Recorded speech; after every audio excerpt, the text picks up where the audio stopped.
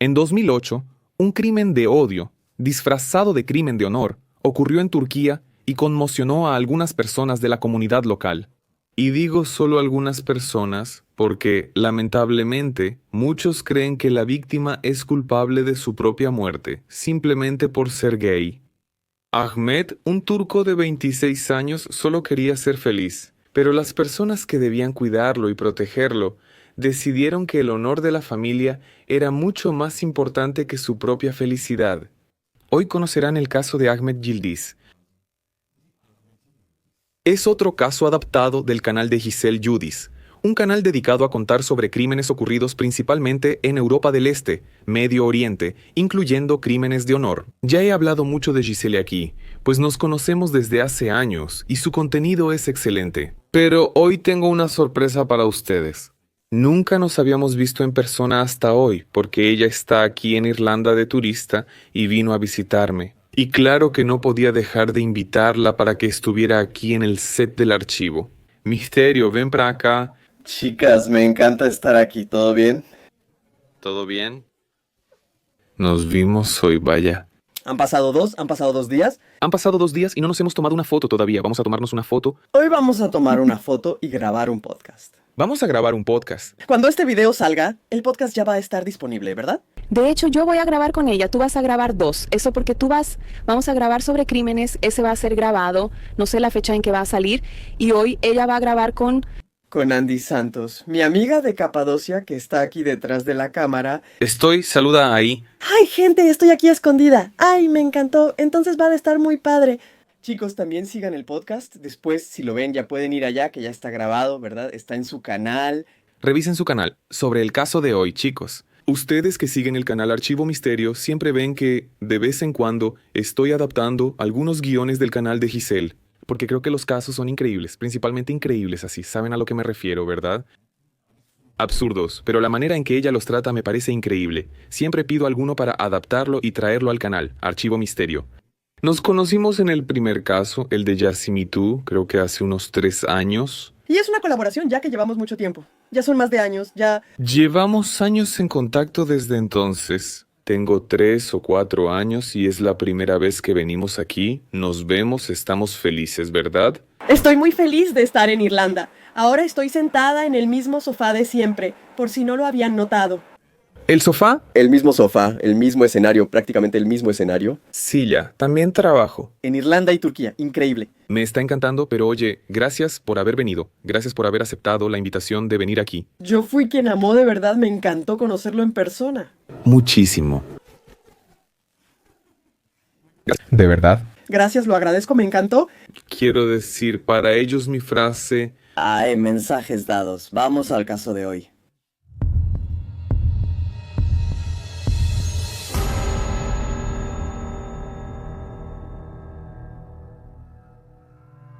Ahmet Yildiz nació el 21 de mayo de 1982 en Sanliurfa, Turquía.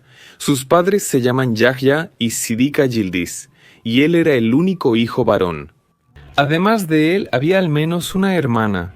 Algunas fuentes dicen que tenía solo una, otras dicen que tenía más, pero esa información es incierta e incluso irrelevante para la historia. Sabemos de la existencia de al menos una, porque él y una de ellas, cuando eran adultos, se fueron a vivir juntos a otra ciudad. Durante muchos años, toda la familia vivió con bastante dinero, porque Yahya era dueño de una plantación de frutas, de las cuales vendía tanto al comercio local como a grandes clientes en Rusia. Eran una familia tradicional en lo que respecta a seguir los comportamientos aceptados por la religión musulmana, además de seguir tradiciones centenarias que consideraban comunes. Familias ya conservadoras. Desde adolescente, Ahmet sentía que había algo diferente en él, y digo diferente porque así es como él se reconocía, algo fuera de lo común. Ahmet sentía atracción por chicos, y él sabía que para la familia eso estaba completamente mal. Le tomó años entender que eso era algo normal en el ser humano. Pero fue difícil encontrar el equilibrio entre poder vivir la vida como quería, sin que sus padres y su familia pudieran saberlo. A principios de los años 2000, después de terminar la preparatoria, se mudó a Estambul y allí empezó a vivir en un departamento con su hermana. Como ambos estaban lejos de casa, sus padres contrataron a una mujer para cuidar su departamento, pero también vigilaría lo que hacían en el departamento. Aunque estaban lejos de sus padres y ya eran adultos, tenían que seguir las reglas y buenas costumbres que ellos habían establecido. De lo contrario, esa empleada doméstica conseguía toda la información. En Estambul, Ahmet estudió física en la universidad y ahí hizo muchos amigos. Todos sus amigos cuentan que el joven siempre fue una persona muy querida y servicial. Dentro de la casa, él nunca dijo cuál era su orientación sexual. Pero mientras estaba en la universidad o en fiestas con amigos, él siempre vivía la vida para la que nació. En 2006, Ahmet conoció a Ibrahim Khan, quien era 10 años mayor. Ahmet tenía 25 años e Ibrahim 35. Con el tiempo, los dos se enamoraron y empezaron a salir juntos. La relación se fue fortaleciendo cada vez más, hasta que llegó al punto en que planearon casarse, y querían casarse en Alemania, porque en ese entonces ya era 2007. Ya había una ley donde la unión civil entre personas del mismo sexo era permitida en el país, diferente de Turquía, donde hasta hoy sigue estando prohibido. La ley de matrimonio civil en Alemania se legalizó el 1 de octubre de 2017, pero desde 2001, Alemania ya reconocía oficialmente las uniones entre personas del mismo sexo a través de una ley llamada Ley de Sociedad de Vida Registrada, lo que se asimila a una ley de unión civil que otorga derechos como herencia, pensión, seguro de salud, etc.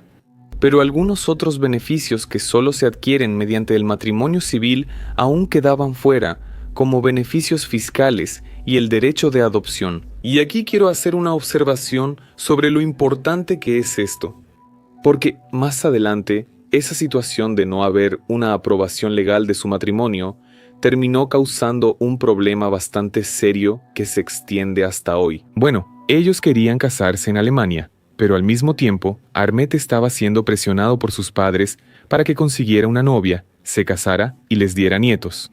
Llegaron al punto de decir que ellos mismos le buscarían la esposa ideal a su hijo. Ahmet siempre daba largas, diciendo que no necesitaba eso y que pronto encontraría a la mujer especial. Claro que eso nunca iba a pasar, y como esa presión se volvía peor con el paso del tiempo, decidió contar toda la verdad. Ahmet sabía que esa no sería una tarea fácil, pero él tenía un respeto por sus padres y ya no quería ocultar quién era realmente. Él quería contarles y, además, esperaba su aceptación.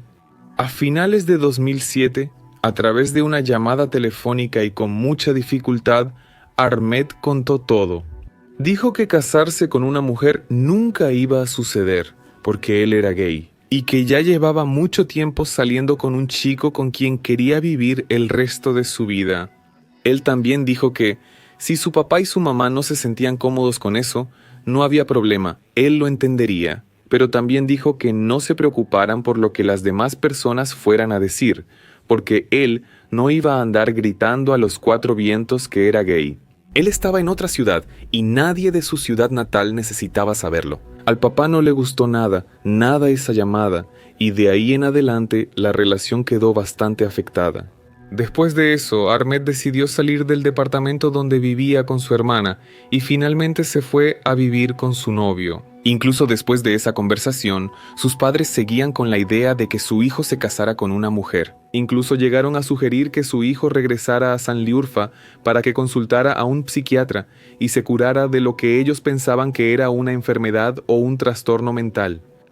Obviamente, Ahmet no aceptó nada de eso. Él sabía claramente que eso de la cura gay no existía, y cuando la familia entendió definitivamente que él realmente iba a vivir esa vida, empezaron esa famosa etapa que, lamentablemente, ya conocemos muy bien. La organización del plan fatal para limpiar el honor de la familia, la ejecución del propio hijo.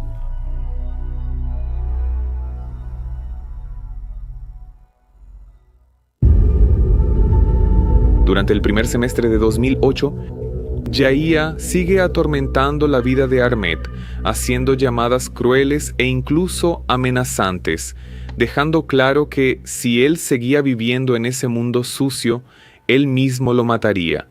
Ahmed y su novio se preocuparon y decidieron ir a una comisaría a pedir ayuda. Al llegar ahí, él explicó toda la situación y pidió una orden de protección porque tenía miedo de perder la vida a manos de su propio padre. Cabe resaltar que aquí estamos hablando de la policía turca, que está muy bien preparada para lidiar con posibles amenazas de crímenes de honor, lo cual obviamente está prohibido por la ley. Entonces, lo que los policías hicieron fue registrar la denuncia, emitir la orden de protección, enviar el documento al padre en la ciudad natal y comenzaron a investigar el caso. Pero eso no sirvió de nada porque Yahya ignoró el registro policial y continuó con las llamadas y amenazas. Ibrahim, temeroso, intentó adelantar su viaje a Alemania para casarse y vivir allá definitivamente. Solo que Ahmed estaba en el último año de la universidad y decidió quedarse solo unas semanas más para terminar la carrera. Él le tenía miedo a su padre, pero pensaba que algo malo solo podría pasarle si algún día regresaba a visitarlos, y eso ya había decidido que no lo haría más. Y también se imaginaba que nadie de la familia sabía la dirección de su nuevo departamento. Pero él, lamentablemente, estaba completamente equivocado.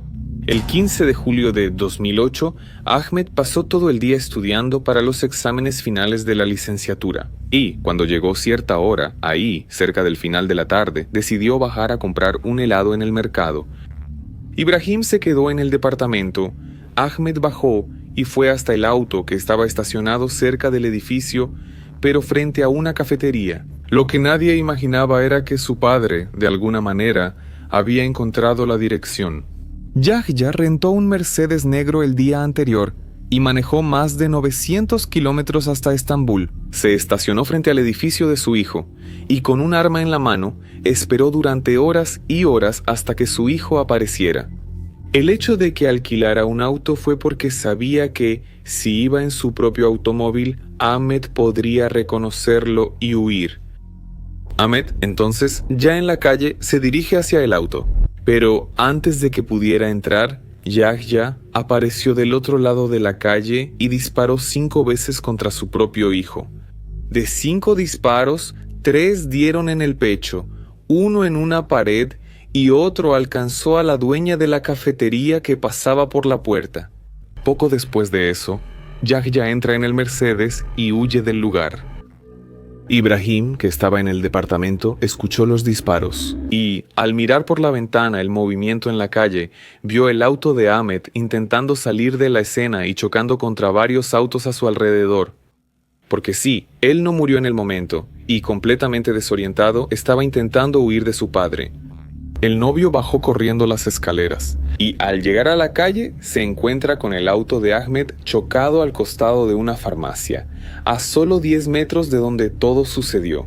Él abre la puerta del auto para ayudarlo, pero lo único que Ahmed pudo hacer fue sostenerse en sus brazos, mirarlo a los ojos, y, en cuestión de segundos, esa mirada que antes era de amor se volvió una mirada vacía.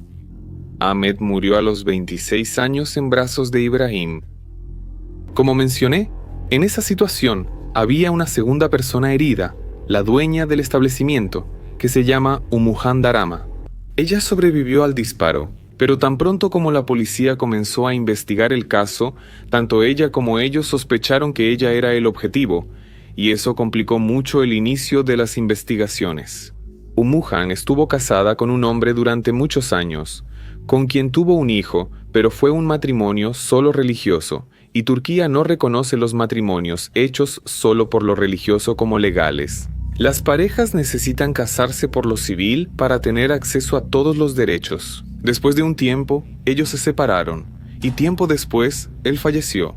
Con eso, Umuhan estaba solicitando ante la justicia los bienes del excompañero como herencia para el hijo, pero la familia de él, que tenía todos los bienes, negaba cualquier acceso a cualquiera de ellos. Como ellos nunca se habían casado oficialmente, la familia consideraba al niño como un bastardo.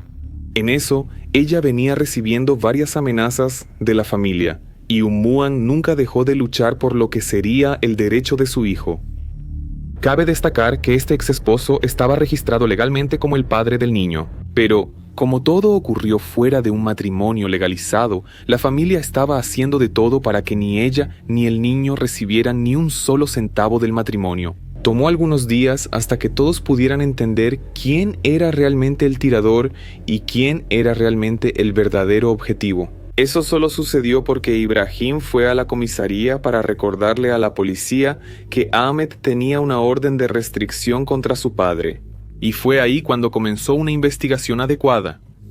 Pero mientras tanto, el cuerpo de Ahmed ya había sido liberado de la morgue, pero ningún familiar fue a reclamarlo. Incluso con el cuerpo listo para ser recogido y enterrado, nadie apareció. ¿Recuerdan que mencioné al principio del episodio que por el hecho de que Ahmed e Ibrahim nunca estuvieron casados legalmente por lo civil, eso traería otro problema bastante serio? Fue aquí donde surgió ese problema. Ibrahim no tenía ningún derecho legal para reclamar el cuerpo. Por ser solo un novio, él no podía hacer nada. Él solo quería recoger el cuerpo de Ahmed para al menos darle un entierro digno, pero se lo impidieron. Lo que le quedó a la policía fue, después del plazo legal para la reclamación, liberar el cuerpo al Estado, para que fuera enterrado en un cementerio comunitario como indigente, enterrado en un ataúd sencillo, sin lápida, solo con madera alrededor y su nombre escrito a mano, con pintura blanca en una placa colgada. Fue solo ahí donde Ibrahim pudo darle un último adiós a su amor. Ese lugar, donde terminó poniendo una lápida de mármol y que cuida con cariño hasta el día de hoy. Y por el hecho de que Ibrahim no es un pariente legal ante la ley, no tiene autorización para pedir la exhumación del cuerpo para que sea enterrado en otro lugar. Los restos mortales de Ahmed muy probablemente permanecerán en el cementerio de indigentes por toda la eternidad.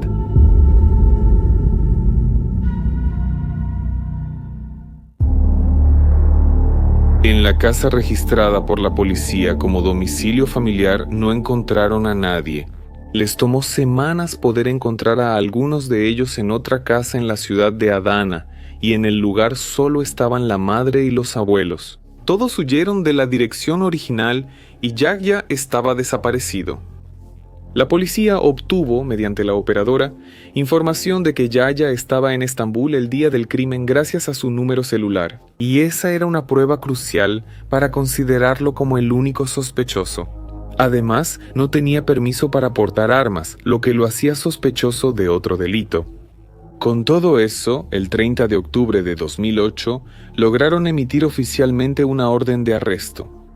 Después de eso, recibieron la información de que Yahya estaba en Irak, y por estar en otro país, la policía no podría capturarlo. Pero aún así, se programó un juicio. La primera audiencia se llevó a cabo el 8 de septiembre de 2009, y ningún familiar de la víctima, mucho menos la madre, se presentó al tribunal. La única testigo de ese juicio fue Han, la dueña de la cafetería. Y es importante resaltar esto aquí, porque esa mujer fue muy valiente.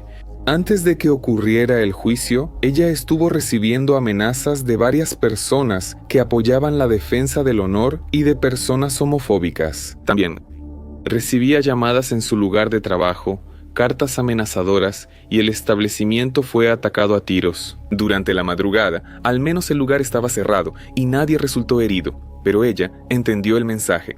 Después de eso, ella cerró la cafetería, vendió el lugar a un nuevo comerciante que empezó a operar con un mini mercado. Pero aún así, ella no dejó de seguir adelante para testificar todo lo que vio el día del crimen. Han pensaba que era muy injusto que Ahmed hubiera sido asesinado simplemente por ser quien era. Ella era una mujer religiosa, incluso llegó a enseñar el Corán a otros niños, y siempre fue enfática al decir que todo lo que había pasado, de ninguna manera, estaba protegido por la ley de los hombres, y mucho menos por la de Alá.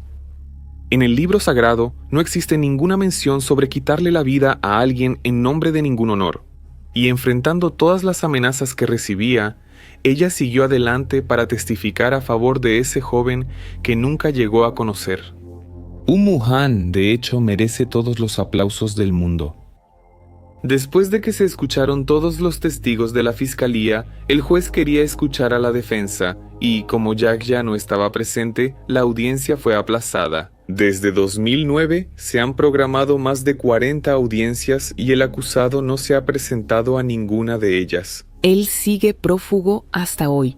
En la época en que ocurrió el crimen, 2 amigos de la Universidad de Armet estaban en la preproducción de una película sobre los Zenny Dancers, que son los bailarines de danza del vientre masculina. Sin embargo, con la repercusión del caso, decidieron readaptar todo el guión para incluir referencias a Armet y a su novio. Incluso hay personajes en la historia con el nombre de los dos. La película se llama Zenny Dancer y fue estrenada en 2011. Con el tiempo, el caso fue enfriándose. Jaya, que estaba desaparecido, nunca fue encontrado. Y esa frialdad en la búsqueda del responsable se debe al prejuicio de la propia policía, que, a pesar de estar preparados para encargarse de crímenes de honor, todavía tienen en su corporación oficiales que tienen sus propios prejuicios, y muchos de ellos creen que la víctima merecía la muerte simplemente por ser gay. Exactamente como en otra historia que ya conté aquí en el canal, el caso de Engin Temel, el cual cámaras de seguridad registraron el momento en que fue ejecutado frente a su propio edificio, por un crimen que nadie sabe exactamente por qué ocurrió. Pero por el hecho de que él era una persona pansexual, ya que salía con una mujer trans, el caso terminó siendo completamente olvidado por las autoridades. Ibrahim nunca olvidó lo que le pasó a su ex futuro esposo. Hasta el día de hoy, en marchas lesbianas, gays, bisexuales y transgénero, él siempre aparece llevando una foto de Ahmed y pidiendo justicia.